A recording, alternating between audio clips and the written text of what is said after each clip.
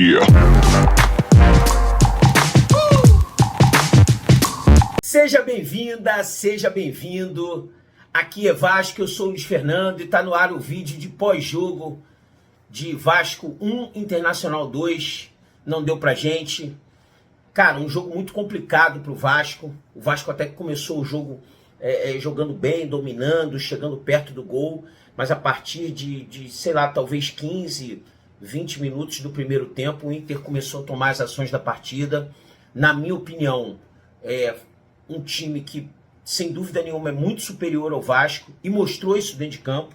O Vasco teve lampejos durante o jogo, não só no início do primeiro tempo, como também no segundo tempo. No segundo tempo, o Vasco um pouco melhor, mas que não foi suficiente. E justamente no segundo tempo, no momento que a gente estava bem no jogo, mais ou menos ali aos 13, 14 minutos, o Inter mata o segundo gol. Aliás, o Ener Valencia... Eu destaco aqui 3 jogadores no time do Inter, né? O Ener Valencia, o Maurício, que fez o primeiro gol, e o Patrick, né? Alan Patrick, isso.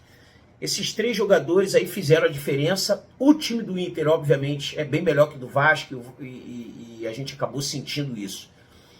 Não podemos deixar de destacar, né? Não posso deixar de destacar 4 jogadores do Vasco assim que foram muito mal na partida, né? Na minha opinião, o Praxedes, o próprio Zé Gabriel, o Payet e o Léo Pelé. Então esses 4 jogadores eu acho que estavam bem abaixo.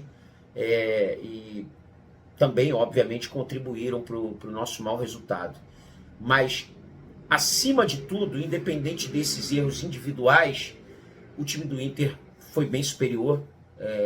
A gente tem que admitir isso, né? Quando joga melhor, a gente tem que falar. Quando não joga, a gente tem que falar também.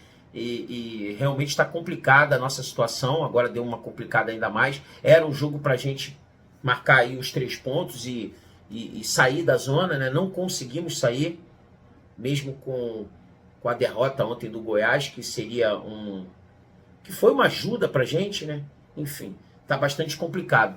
Cara, eu vejo o Vasco nessa reta final, ainda mais com as contusões que tem aparecido, né? E agora, além das contusões, a gente tem 2 jogadores que foram expulsos hoje, que vão nos prejudicar, né? Ficando fora da próxima partida. Eu vejo agora o fator elenco tá fazendo muita diferença no Vasco, sabe? O fator elenco, qualidade de elenco.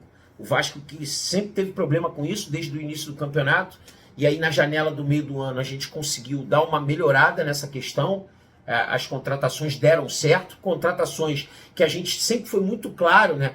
Que a gente não tinha esperança, e a gente bateu em algumas delas, só que elas realmente deram certo. Né? Nada de outro mundo, mas deram certo a ponto de fazer o nosso time ficar competitivo. Só que agora, na reta final, a gente começa a sentir esse problema. E aí a gente tem o Marlon Gomes machucado, o Rossi machucado. Quem a gente tem para substituir? Aí a gente tem esse problema. A gente sente essa carência na hora de substituir, principalmente na parte de ataque, na parte ofensiva. O Eric Marcos hoje entrou bem.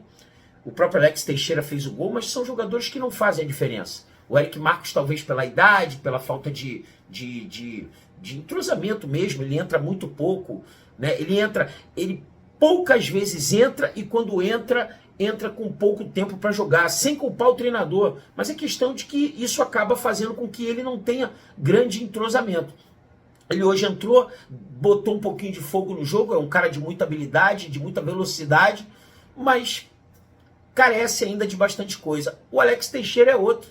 É um cara que, infelizmente, já deu o que tinha que dar, não tem como, mesmo tendo feito o gol hoje. Além do gol, ele não fez nada no jogo.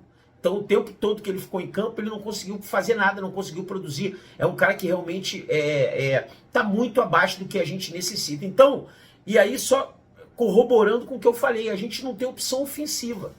Deu problema, a gente precisa dar uma recuperada, a gente não tem opção ofensiva e fica muito difícil.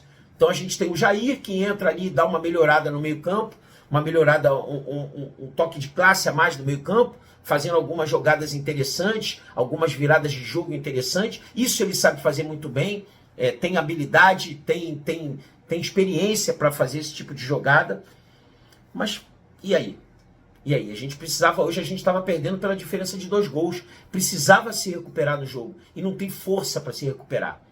E aí agora o negócio agrava para o jogo contra o Goiás, porque além da gente ter os jogadores machucados, que são Marlon Gomes e Rossi, agora a gente tem 2 jogadores que foram expulsos.